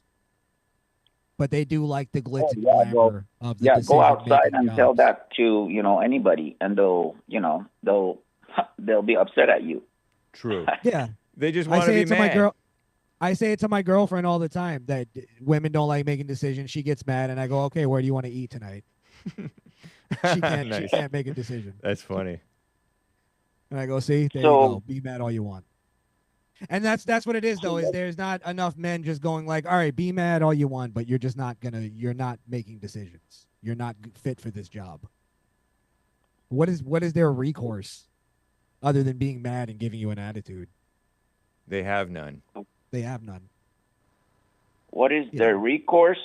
Their recourse is to do what the original feminists told them, which is to kiss up to the corporations and do what the men were doing by killing themselves, protecting their families, going to corporations, working hard. And when they go to corporations, they're complaining that it's hard. And then they get lost quite a bit, and then I don't know, and still they want to be equal, but they're not equal. I'm asking all the women out there, please start running our infrastructure. You are equal to us. Please go, like when there is a hurricane and people are all stuck, or there's a flood. It's the men. There's bad stuff going on, like real bad stuff. Like the tree cutting video you showed you. On the street Yeah. is big crews of males running it. So running it, not just doing it, because obviously the men do it, they're stronger, but also running it. Well, so I am. I gotta cut this off. I have to get to super chats. I would be remiss not to get to the super chats, and I have a ton of callers. And I like talking with you though, man. Call me again if you can. All right, man. Take care. Appreciate you. Xiao. Shay. I should have had him. Doje. That's Can I say one? Yeah, go ahead. I was just gonna say, I'm sorry to cut you off, but No, you're fine. I wanted to hear your Mandarin. It's one of those things that women are shocked when they hear that men go to like the basketball court with no friends, and then they find guys and just kind of put together a team, and they keep the rules, and they all govern themselves. Right. Yeah. Women are like, I can't believe you guys do that. Are you crazy? Like, it's just what we do. Exactly. We're like ants. We're ants. We just working for the queen. Terrible. All right, though. Go ahead. Cesar or Caesar. Sup, Hake, in my opinion, I believe the 60s were the worst decade this country has seen. FDA approving birth control started the destruction of our birth rate in this country, like we touched on just now. The rise of the so-called civil rights movement, feminism, assassination of prominent figures like the Kennedys and others, which would go on to create civil unrest or exacerbate it. Church of Satan established, Manson murders, drug use increasing, CIA experimenting with LSD on U.S. citizens. Wasn't familiar with that one, really. Happy White History Month, everyone. P.S. I meant to send this before you ended Thursday's report, but I had no service in the area. I was driving. My bag or bad. Thank you, Cesar. Also, the invention of that damn rock and roll. Yeah, forget rock and roll. Oh, wait. Christopher, but that was like blackifying folk music or something. Anyway, Christopher bought a coffee. Crishaun, you completely butchered his spelling of his name. I have a random question. Did you work security in Nevada desert ever? You look very familiar. Eyeglass emoji, he says. No, but I do have family out in that area. Yes, maybe you saw his cousin. It's possible, actually, because my family does security too. So nice. You guys are bouncers. Manuel, I just said that. Okay, he's not necessarily bouncers. Manuel at 10 Coffee is very generous. I forgot to mention international waters and transportation have different rules and laws, maritime laws. I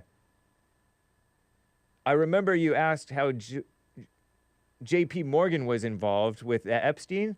I like that I said PDF stuff in minor to the bigger scheme. To Ronnie's point of the $2 trillion to give 20 million free health care, nothing's free. Someone has to pay for it. He didn't say free health care, but he said that they got insured. Some of them didn't want it, some of them didn't need it, and some of them are worse off for it, actually. Some were forced. Yeah, terrible. Nothing's free. Someone has to pay for it. Trump adding $3 trillion in spending and cutting tax rates will bring in more business to pay back the debt ceiling, unlike Obama. Yeah, and it's actually good for the country. J.P. Morgan Chase settled lawsuits related to Jeffrey Epstein for a total of $365 million, including $290 million to Epstein victims. I'm putting that in quotes. He didn't put it in quotes. And $75 million to the U.S. Virgin Islands. The settlements resolved claims that the bank facilitated Epstein's sex trafficking activities by maintaining financial relationships with him 1998 to 2013, despite warning signs about his criminal behavior. The bank did not admit liability, but expressed regret for its association with Epstein. And I don't like that because it encourages banks to debank with people who are innocent, but they just look guilty or they look bad to the public. Anyway, they agreed to pay financial penalties and commitments aimed at preventing future misconduct. What a mess, huh? I thought this was America. I tend to, the more I read about Epstein's like past, I think he's just kind of like one of those Wolf of Wall Street types of dudes that just took people's money and invested it into his went wild escapades. Yeah. Yeah, it's wild that he owned an island. Three coffees from Cesar or Caesar. Sup, Hake? Sup, Crishaun? I'm not going to lie, Hake, when Jesse announced that the Don was coming on today, I got really excited. Big smile. I love unexpected surprises. Question for my favorite duo. Should Pam Bondi be fired? LOL. Lots of laughs. Not sure if y'all addressed this earlier since I missed a couple minutes before the callers got on. What do you say, Crishaun? Should Pam Bondi be fired? LOL. I'm just trying to think of what she's done. She's a woman. Yeah, that's I just listen, I don't think women should be in politics, so Fire that's her. Yeah, let her go. Nice. Women cannot be trusted. You're telling me there's not a guy that could do that job better? Exactly. Get Matt Gaetz on the thing. Yeah. Nobody even cares. Remember how he was like the #1 public enemy? Yeah. Now Matt nobody Gaetz? even talks about him. Yeah. Yeah. And I think they didn't put him in the position because they were worried about the backlash. And it's like, it's just all phony, fabricated, manufactured. It totally is. So, Gregatron said you had a caller yesterday complaining about Strom Thurmond. Wasn't he a friend of Sloppy Joe? The same people who hate segregation and the KKK vote for Joe and Kamala. You need to check these people when they call in with this mess. Yeah, my lovely Stephen from Maryland said that Strom Thurmond was another white history hero who was for segregation and that segregation was a bad thing. I'm like, come on, man. Blacks support segregation, and Sloppy Joe did too. I don't know. Anyway, but thank you, Gregatron. Yeah, I think he was. I know that he was friends with a KKK Democrat guy, I thought. Hillary and Biden. But like David Duke or something? No, there was another guy who was actually one, right? in the Congress or in the Senate. I'm blanking on his name. KKK Senator. Robert Byrd. Yeah, Biden. Okay, so Byrd was third in line of the presidential succession at the time of his death. Oh, he was the speaker. He was the Speaker of the House or something? He was the president pro tempore. Wow. I don't know. Interesting. All right. Yeah, I think he was. Yeah, Robert Byrd. Was he a good guy, Mark? Or did he repent, quote unquote, of being in the KKK? Oh, that was him, huh? Interesting. Yeah, okay. So not to be confused with Strong Thurmond or Strom Thurmond. Strom. Okay, so I think those are the super chats. Let me just double check over on Rumble because I don't like to miss you Rumble crew people. Okay. Cool. We have 2 minutes to go. Let me get to Steve in Tennessee, a first-time caller. Go, Steve. We're closing up shop with you.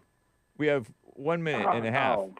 Pressure's on. Man, I've got at least 5 minutes of stuff to say. Don't you think that Trump, like, I would agree with you guys on the Epstein stuff to just let it go. But don't you think he kind of shot himself in the foot the way that part of his administration was building it up? He even in an interview admitted that it would help bring trust back to the government if he would release, the Epstein List. Oh, okay. You got Pam Bondi saying all that stuff. It is weird. Trump admits to having the 10-year friendship with them. There's photographs, there's videos of them together. And I voted for Trump, and I still, would vote for him again.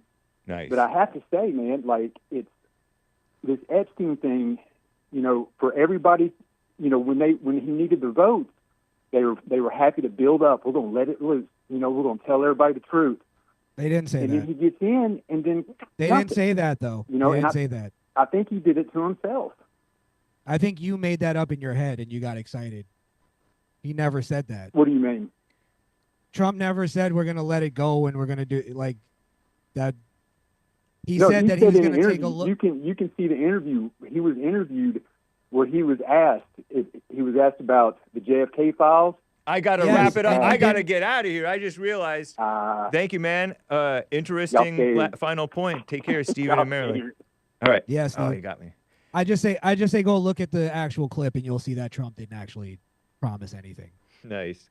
Thank you, Crishaun the Don of the Misfit Nation. This was fun. Take Thank you, care, Hake. guys. It's always.